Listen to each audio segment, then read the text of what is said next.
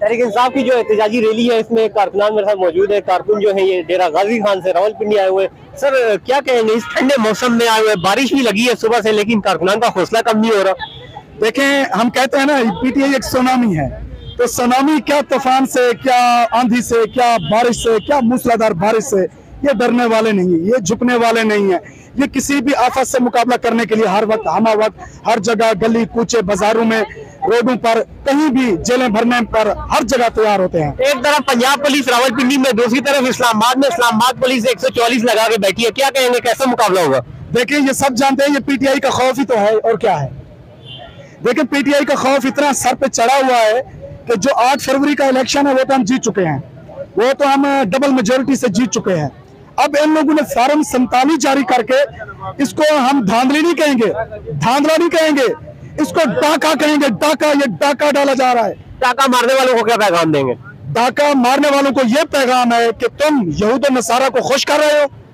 अगर उम्मत मुसलमा के लीडर हर जगह हर पूरे पाकिस्तान में वो जीते हुए हैं तो उनको आने दो।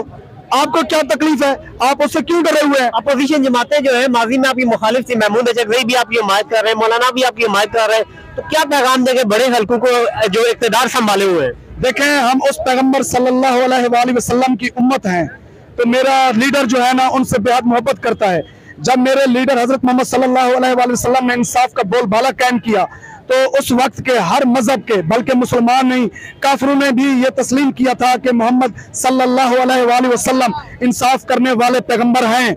हम उनका इंसाफ मानते हैं, वो एक इंसाफ करने वाले लीडर हैं। तो इसी तरह उनके चाहने वाले इमरान खान को भी क्यों नहीं मानेंगे, सारे मानेंगे इंशाल्लाह। ये वक्त आएगा, हमारे साथ सारे ये मानेंगे कि इमरान खान एक सच्चा लीडर है। उनका यही कहना है कि वक्त आएगा कि सब लोग मानेंगे कि इमरान खान सच्चा लीडर है। और सुने, पूरा पाकिस्तान सुन ले, हम इमरान खान से क्यों मोहब्बत करते हैं। अगर वो उम्मत मुसलमान के लीडर ना होते तो हम इतना आंधियों बारिशों और इन मामलात में हम उनका साथ खड़े ना होते।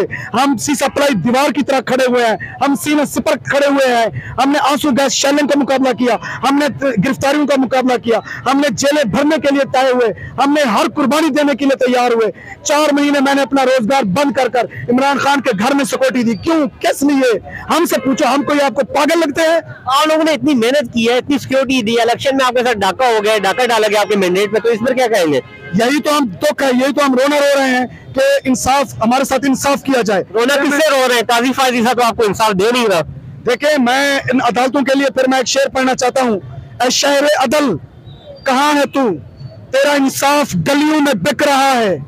बिक रही है तेरे गुल की खुशबू, हर एक शाख बिक रही है।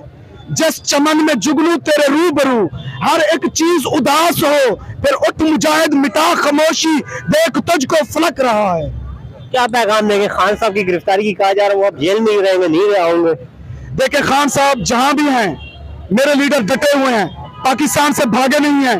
पाकिस्तान के लिए, धरती के लिए अपना तन मन धन सब कुछ लुटाने के लिए तैयार हो गए हैं। अपने आप को पाबंद सलासल करके भी उन्होंने कुफार के और यहूद और नसारा के एजेंटों के साथ कोई डील नहीं की। ये हमारे लीडर की एक जिंदा मिसाल है जो किसी सूरत में ना झुकेगा ना बिकेगा और डट के खड़ा है, और कौम भी इंशाल्लाह डट के उसका साथ देगी। इनका लीडर ये कह रहे हैं कि डट के खड़ा है और कौम भी डट के खड़ी है और हम किसी सूरत हार नहीं मानेंगे।